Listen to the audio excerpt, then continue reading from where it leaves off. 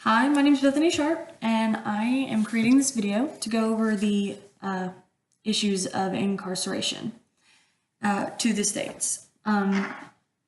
It's not incarceration that's the overall issue. It's the overuse and abuse of incarceration. That's the issue. Many people believe that incarceration is the only option for criminals and that all criminals deserve incarceration. But that's just not the case. Incarceration hasn't been efficient, and it has been proven, and that's why so many inmates continuously get sent back to jail.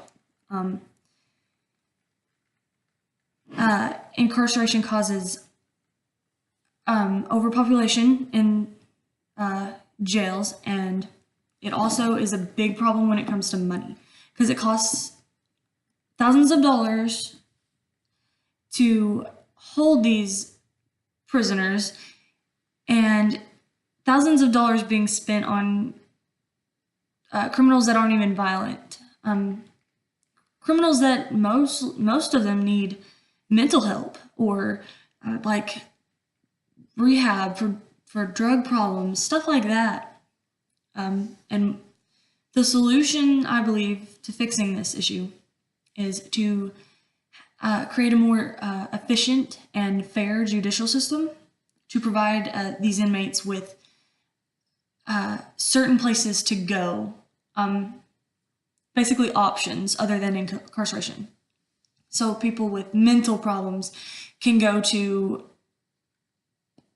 a psychologist or someone that can help them. And there have been jails that where people are incarcerated that do have help to a certain extent, but jails like that are rare to find. It's not for everyone, and they are overpopulated anyway, because incarceration just isn't the solution to all situations. So these people need places to go to get the help that they need so that they can get better mentally, physically, any way that they can. The problems that incarceration brings is thousands of dollars, like I said, are being spent on patients that aren't violent, patients that don't need incarceration. They need mental help, like I said before. And these are thousands of dollars that the state doesn't even have. And the overpopulation is making it harder to incarcerate the people that need it, basically. There's this PBS documentary by Diana Edge. It's called Prison State. It's a PBS documentary. It's from April 29th, 2014. It's basically about how Kentucky is the epicenter of incarceration, and it goes over how much money is spent and how it provides us with 4 inmates how they struggle with incarceration, how incarceration hasn't really affected them positively, and there are some facts that Dan Edge was able to get from these inmates. PBS was able to really dig deep in this documentary, and they found out that 1,000 children get put in incarceration yearly for minor offenses such as truancy. And there was this one criminal in the documentary that the Kentucky had a reform, which was it positively affected the system. And a man named Charles McDuffie got out early, and the state saved $15,000 by releasing him. When he was locked up, it cost them, the state's $200,000 to lock him up. It also provided information about the children. It costs $87,000 to incarcerate a child, and then Kentucky spends $15 million on food for the children who haven't even committed violent crimes. So all this money being spent toward, we're trying to create a solution that isn't effective. It's not effective. People don't need the same punishment. They don't need the same form of correction. There are many ways to correct bad behavior. And then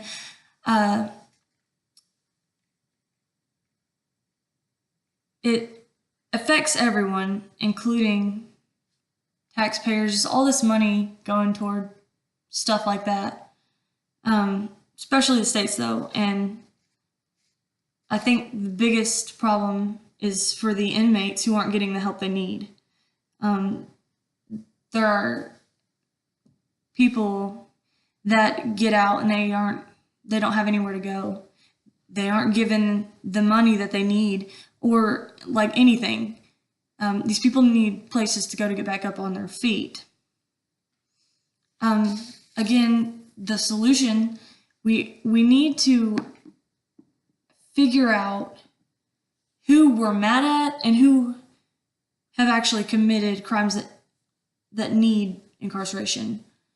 We need to distinguish the two so that we can create the best solutions. To fix the problem, we need places for these individuals to go. That's the main thing.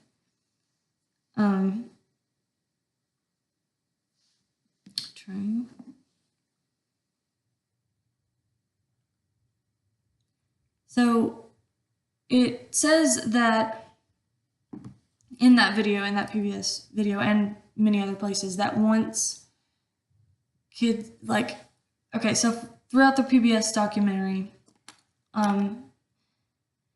there was this one girl named Demetria, and she wasn't really given any mental help at all. She just incarceration. And the end of the video, she was still stuck in jail. She didn't get any help. And the people who did, they were able to get help. There's this one man who went through rehab, and he was able to get out, and they told him, I think he went to a psychologist, and they told him that, he'd been in war, and he shot someone, and it had been weighing on his chest, and they were just telling him to write an apology letter to the one he killed, and that relieved a lot of pressure and helped him. And as far as the video shows, he never came back. He never had to come back. All of the ones that were given the treatment, all the ones that were able to have another form of correction, were able to be successful with it, and they didn't have to come back. And the reform was also a positive solution to the situation. Many of the ones who didn't deserve to be incarcerated got let out early and got the help that they needed.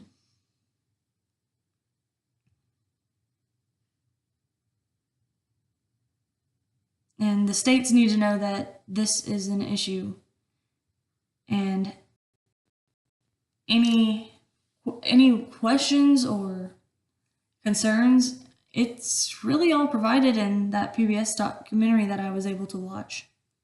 It has all kinds of information on how incarceration isn't the best option, and many just suffer through it, leave, and then come back. So it just goes to show that that isn't how to handle the situation. And many say that incarceration is something that needs to be there. These people we need justice. We need to, we need this. And they argue that the system provides help. Well, not every system provides help. That's rare for